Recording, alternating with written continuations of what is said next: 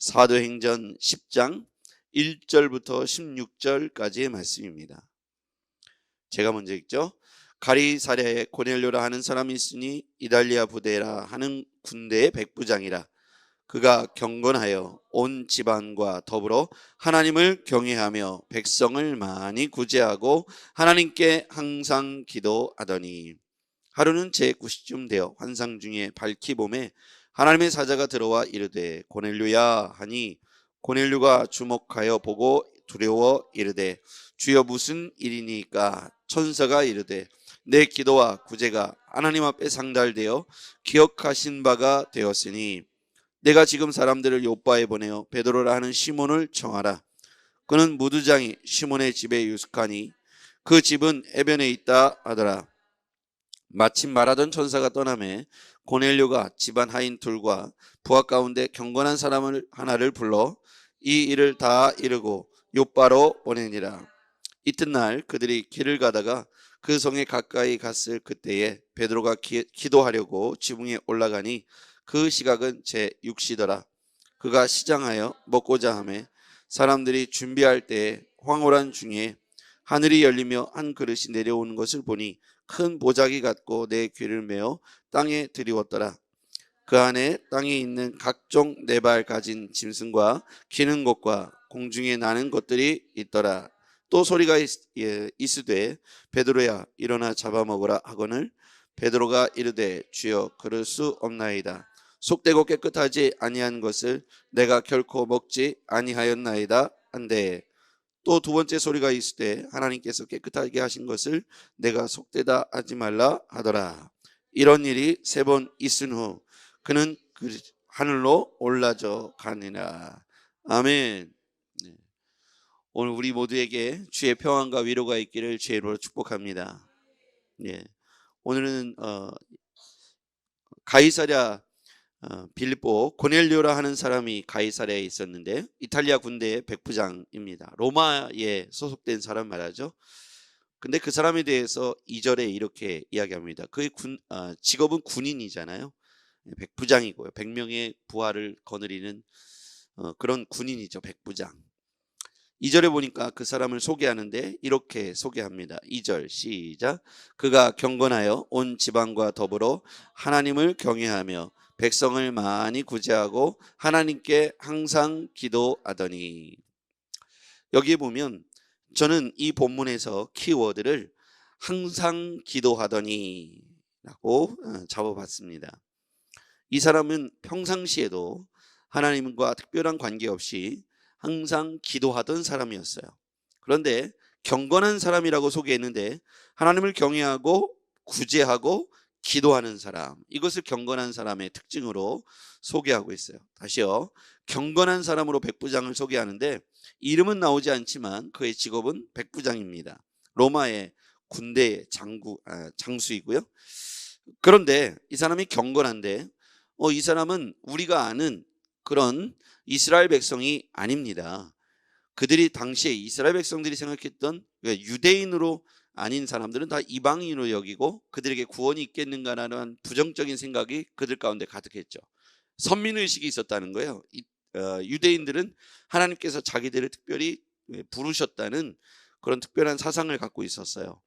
그런 의미에 있어서 로마의 장수, 로마 사람들은 자기들의 입장에서 볼 때는 유대인이 아닐 뿐만 아니라 구원받지 못할 사람들, 이방인으로 여겼던 것이죠. 그런데 의외로 여기에 등장하는 이 백부장은 이방인임에도 불구하고 하나님 앞에 경건한 사람으로 등장합니다. 그러면 이 사람이 등장하게 된 분명한 이유가 있겠죠. 그 뒤에 나오는 베드로의 환상과도 연결이 됩니다. 여기에서 하나님께서 오히려 이방인인 이 백부장과 경건한 유대인이었던 베드로를 대비시켜서 하나님께서 오히려 이 이방인이었던 백부장은 경건한 사람, 그리고 군대의 장수로서 즉시 순종했던 한 사람으로 등장하고, 또 베드로는 그가 경건한 하나님의 유대인이지만 또 특별히 부르신 제자이지만 그가 환상 중에 편협된 사고를 갖고 있다는 것을 드러내죠. 그래서 이 이야기를 앞뒤로 배치해서 하나의 메시지를 예수님께서 성령님을 통해서 우리에게 던져주고 있지요. 이방인 고넬료 그리고 베드로의 환상, 이 두 가지의 사건을 통해서 우리에게 하고 싶은 하나님의 메시지가 있다는 겁니다. 우리가 스스로 판단하지 말고 판단은 하나님께서 하시는 거고요. 우리가 우리의 인생을 결정하는 것이 아니라 우리는 그저 하나님의 이끄심 앞에 순종하는 것입니다. 그것을 오늘 이 전체 본문을 통해서 가르쳐주고 싶으신 겁니다. 자, 하나님께 항상 기도하는데 이 사람의 기도가 4절에 보니까 이런 기도라고 소개되어 있습니다. 4절 같이요. 시작. 고넬료가 주목하여 보고 두려워 이르되 주여 무슨 일이니까? 천사가 이르되 내 기도와 구제가 하나님 앞에 상달되어 기억하신 바가 되었으니. 여기서 핵심은 이 전체 본문의 이 본문의 핵심 문장은 이거예요. 내 기도와 구제가 하나님 앞에 상달되어 기억하신 바가 되었으니. 여기다 밑줄을 그으면 이 본문이 전체적인 흐름의 주제가 되는 겁니다. 우리가 기도할 때 원하는 것은 뭐냐면 하나님께서 우리의 기도를 들어주시는 거죠. 이걸 기도 응답이라고 말하는데, 하나님이 우리의 기도를 들어주시려면 들어주실 때까지, 하나님이 기억하실 때까지, 하나님이 바라봐 주실 때까지, 주목하실 때까지, 하나님이 내 인생에 개입하실 때까지 우리는 하나님 앞에 일관된 태도를 취하면서 하나님이 내 기도에 응답하시도록, 응답하실 때까지 지속적으로, 그렇죠? 주님이 받으실 만한 끈기 있는 기도가 우리의 기도가 되어야 합니다. 응답되는 기도는 주님이 우리의 기도를 들으실 만할 때까지 우리가 그 기도를 포기하지 않고 끝까지 기도하는데, 성경은 이 백부장은 항상 기도했다고 되어 있어요. 어느 날 특정한 시점이 아니라 항상 기도하는 사람이었다는 거죠. 그런데 어느 날 어느 때에 기도와 구제가 하나님 앞에 상달되어 기억하신 바가 되었다. 이제 드디어 때가 되었다는 거죠. 자, 우리가 기도할 때요, 때가 있더라고요. 천하의 범사가 다 때가 있는 것처럼 기도할 때 응답의 때가 있다는 거죠. 기도할 때가 있고 응답할 때가 있는데 오늘 그 때가 되었다는 겁니다. 그런데 고넬료의 환상과 베드로의 환상은 동일한 환상이라고 하는 어떠한 내용을 가지고 고넬료에게도 베드로에게도 환상을 통해서 메시지하죠. 고넬료의 환상은 여기서 보니까 베드로라는 시몬을 청하라. 그가 무두장 시몬의 집에 유숙하니 해변에 있다. 그러니까 이제 그 당시에는 뭐 내비견이나 주소가 분명하지 않은 시대일 테니까 그 환상을 보여주심으로 사람을 보내죠. 이 고넬료라는 사람의 태도를 볼까요? 자, 7절. 마침 말하던 천사가 떠나매 이제 환상이 그쳐지고 고넬료가 집안에 있는 하인 둘과 부하 가운데 경건한 사람을 불러서 이 일을 다 이르고 요바로 보내죠. 근데 여기서 보면 생략된 단어가 있을 것 같아요. 즉시로. 이 본문에 보면 이 백부장은 군대의 명령체계에 익숙해져 있는 사람이잖아요. 이 태도를 보면 그의 말씀을 듣고 지체하지 않고 즉시로 경건한 사람을 보내서 요바에 보내는 걸 볼 수가 있어요. 하나님의 말씀이다 확신하면 바로 순종하고 즉시로 그 일에 뛰어드는 걸 볼 수가 있어요. 이렇게 하나님 앞에서 말씀을 들었을 때 우리가 다음으로 미루는 태도가 아니라 즉시로 순종하는 태도가 하나님 앞에 기도하는 사람들의 태도가 되어야 합니다. 기도했다면, 기도한 내용이 하나님께서 들으셨다면 우리는 그 기도에 부합된 행동, 동사형의 삶을 살아내야 합니다. 그냥 가만히 있는 것이 아니라 하나님께서 우리에게 말씀하신 것이 이제 어떻게 이루어질지 기대하면서 찾아볼 필요가 있는 것이죠. 구하라, 찾으라, 두드리라. 이 모든 말들은 동사형으로 쓰여 있다는 것을 기억해야 돼요. 신앙은 묵상으로 끝나는 것이 아니라 동사형으로 갈 때 열매를 맺게 되는 겁니다. 생각하고 기대한다면 그 다음에 액션은 뭐냐면, 구했다면 찾아야 됩니다. 찾았다면 열어젖혀야 합니다. 구하고 찾고 두드려야 합니다. 하나님께서 이렇게 이게 구하고 찾고 두드리는 행동을 보면 정적인 행동에서 점점 동사형으로 이렇게 액션으로 옮겨가지 않습니까? 그러니까 신앙이 열매를 맺는다는 건 하나님이 나에게 깨달음을 주셨다면 그 다음에는 그것이 어디에 있는지 믿음의 기대를 가지고 찾아 나서는 것이죠. 우리가 찾아 나설 때 기대감이 없으면 찾아 나설 수가 없죠. 그래서 우리 안에 기도하는 사람에게 주시는 놀라운 비전 중에 하나는 기대감과 소망입니다. 여러분, 두려운 이유는 부정적인 예측이 우리에게 오기 때문입니다. 아직 일어나지 않은 일들에 대한 부정적인 예측이 오면 잠이 안 오고 두려워지고 걱정이 돼서 먹고 싶지도 않고 몸이 제대로 안 움직여져요. 그렇죠? 두려워지면 제대로 몸이 안 움직여져. 그런데 잘할 수 있다, 될 것이다, 또 하나님이 주실 것이다, 내 안에 확신이 생기면 이제 기대감이 오지 않습니까? 이 기대감, 이 소망, 이 비전, 이런 것들이 생기면 앞을 향해서 찾아 나서게 되는 거예요. 아, 여기 있을까? 여기 있을까? 이렇게 저렇게 하나님이 어떻게 하실까라고 기대하는 거예요. 이 사람일까? 저 사람일까? 이것일까? 저것일까? 오늘일까? 내일일까? 하나님 앞에 이 기대감을 갖고 있는 사람은 소망이 생기는 거예요. 그렇지 않습니까? 두려움이 생기면요, 아우, 저 사람이 나를 이렇게 할까? 저 사람이 나를 괴롭게 할까? 오늘이 그때일까? 이런 두려운 마음을 가지면 옴짝달싹 못하고 내 온몸의 육체가 굳어버리는 거죠. 먹고 싶지도 않고 만나고 싶지도 않고 기도하고 싶지도 않고 문을 열고 밖에 나가고 싶지도 않고 커튼을 닫고 창문을 닫아버리고 문을 걸어 잠그고 집 안에 숨어버리는 것이죠. 여러분은 요즘 어떠십니까? 마음에 두려우십니까? 아니면 기대감이 있으십니까? 믿음은 동사형으로 살아가야 합니다. 하나님이 주시는, 기도하고 하나님이 주시는 비전이 생겼다면 기대감을 갖고 문을 열고 어디에서 누굴 통해서 어떤 방식으로 어느 때에 주실까 기대하면서 당당하게 찾으러 나서야 합니다. 하나님께서 그때 열리게 하실 것이고 찾게 하실 겁니다. 오늘이 그런 날 되기를 주의 이름으로 축복합니다. 자, 그 다음에요, 하나님께서 그런 경건한 사람 불러서 행동을 옮기는 것, 그 다음에 다음 날에는 어떤 일이 벌어졌냐면 9절, 이튿날 그들이 길을 가다가 그 성에 가까이 갔을 때 그때 베드로가 기도하려고 지붕에 올라가니, 두 사건, 고넬료의 환상과 베드로의 환상은 두 사건의 공통점이 있어요. 기도했을 때 일어난 일이에요. 기도했을 때 환상을 봤다는 거예요. 그렇죠? 그런데 그 환상은 어떻게 할 것인가를 일러주는 환상이었어요. 자, 이 사건이 고넬료의 환상과 베드로의 환상이 앞뒤로 주목된 것은 의도적인 배열이고, 자, 이 본문은 이 전체를 집필한 사람은 누가입니다. 누가는 베드로의 환상과 이 고넬료의 환상을 통해서 한 메시지를 전하는 거예요. 그런데 둘 다 공통점이 뭐냐면 기도할 때 일어난 일이었다는 거예요. 고넬료도 늘 항상 기도하는데 기도할 때 하나님이 그렇게 찾아오셨어요. 근데 그날이었어요. 그게 늘 기도했어요. 항상 기도하더니 근데 그날 찾아오신 거예요.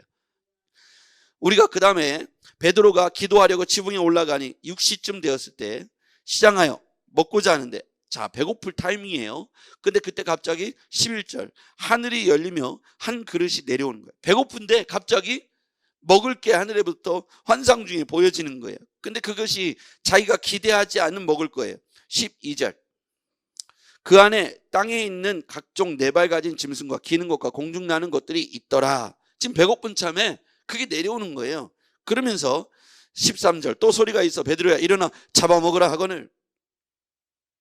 배고픈데 그걸 먹으라는 거예요. 이게 환상입니다. 베드로가 이르되 주여 그럴 수 없나이다.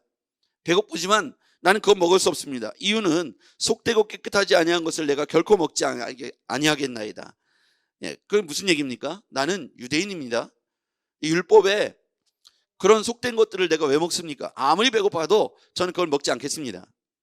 근데 여기 핵심은 뭡니까? 15절 같이 읽어볼게요. 시작. 또 두 번째 소리가 있을 때 하나님께서 깨끗하게 하신 것을 내가 속되다 하지 말라 하더라. 이게 중요한 또 핵심 구절입니다. 하나님께서 깨끗하게 하신 것을 내가 속되다 하지 말라. 자, 인생의 주도권, 결정권은 하나님께 있는 겁니다. 여러분, 우리가 은혜를 받았다고 하면서 내 마음대로 결정하고 내가 내 기준에, 그러니까 여기서 보면 은혜는 받았는데 베드로가 결정한 기준은 율법이었어요. 그렇죠? 하나님의 은혜의 법이 아니고 이제까지 갖고 있었던 관습법, 율법에 의해서 유대인적 사고를 하는 거예요. 근데 하나님은 그걸 깨는 겁니다.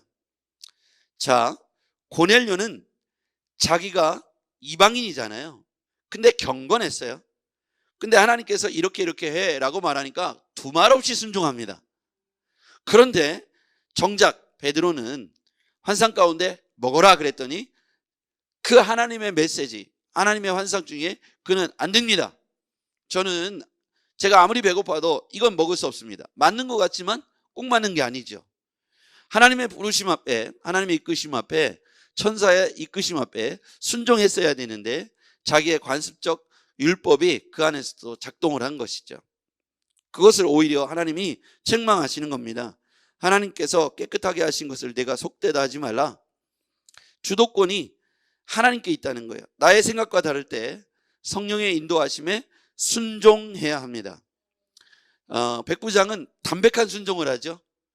그런데 베드로는 자기의 생각이 들어가기 시작해요. 근데 그 일은 유대인으로서는 칭찬받을 일이나 하나님 보실 때는 칭찬받을 만한 일이 아니었던 것이죠. 이방인의 고넬료의 순종과 베드로의 순종 사이에는 큰 차이가 있었습니다. 편협한 유대인의 사고가 있는 자와 없는 자의 차이점을 볼 수가 있어요.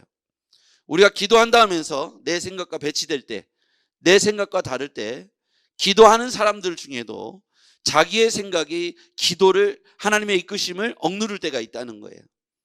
우리는 기도했다면 성령의 이끄심 앞에 순종해야 합니다. 자, 오늘 본문에서 여러 가지를 우리에게 가르쳐 주고 있는데요. 우리가 기도할 때는 하나님이 받으시고 하나님이 기억될 만한 기도를 해야 한다는 것도 이 안에 담겨 있습니다. 예, 오늘 고넬료가 하나님 앞에 기도했을 때 내 기도와 구제가 상달되어 기억하신 바가 되었다. 오늘 우리가 기도할 때 여러 가지 일이 일어나는데 우리가 기도하면 하나님이 반대편에서 일하시기 시작해요. 우리가 기도할 때 하나님이 응답되어지면, 하나님 앞에 기억되어지고 상달되어지면 그때로부터 하나님이 일하시기 시작하더라고요. 그래서 우리는 기도할 때 하나님이 받으시고 기억되고 상달될 만한 기도를 해야 합니다. 이 기도가 상달되고 기억되기만 되면 그 다음 단계는 하나님이 반대편에서 일하시기 시작하는 거예요. 사람들이 보지 못하는 곳에서 하나님은 성실하게 일하십니다. 우리는 의심하죠. 내가 기도할 때 무슨 일이 일어날까? 예, 하나님이 일하시기 시작합니다. 하나님이 그곳에서 준비하시고 만나게 하시고 그 일을 이루어 나가시죠. 하나님은 당신의 선한 일을 위해서 우리들에게 기도할 것을 요구하십니다. 기도할 때 하나님이 일하시기 때문이죠. 기도할 때 능력이 나타나고 역사가 이루어지기 때문입니다. 기도할 때 고넬료가 환상을 봤고 기도할 때 베드로가 환상을 보게 됩니다. 예, 기도할 때 하나님은 우리에게 역사하시기 때문이죠. 구하라, 찾으라, 두드리라. 이것은 적극적인 동사형의 삶을 살라고 요구하시는 거예요. 기도했다면 기대감 가져도 좋습니다. 기도했다면 하나님을 기대해도 좋습니다. 여러분, 오늘 하나님을 기대하십시오. 여러분이 오늘 하루를 두려워하지 마시고 하나님을 기대하십시오. 기도하지 않으면 늘 두려워요. 기도하는 사람에게는 기대감이 있어요. 여러분, 오늘 만나게 될 하나님을 기대하시는, 그래서 여러분과 하나님이 동행하시는 하루가 되기를 주의 이름으로 축복합니다. 기도하겠습니다. 전능하신 아버지 하나님, 오늘 우리가 기도로 아침을 열고 말씀으로 아침을 엽니다. 기도하는 사람에게 하나님은 일하실 줄 믿습니다. 기도할 때 하나님, 우리 기도가 상달되는 기도가 되게 도와주시고 하나님이 기억하시고 개입하실 만한 기도가 되게 도와주시옵소서. 오늘 우리가 기도할 때 이 아침부터 하나님은 성실하게 우리의 앞서 일하게 되심을 믿습니다. 하나님, 오늘도 하나님이 우리의 앞서 일하시는 것들을 보게 하여 주시옵소서. 그 연장으로 나아가 구하고 찾고 두드리는 자들에게 구하는 이에게 주실 것이고 찾는 이에게 찾게 하실 것이고 두드리는 이에게 열리게 하실 것을 믿습니다. 오늘 그 하루가 되기를 간절히 우리 주 예수 그리스도의 이름으로 기도하옵나이다. 아멘.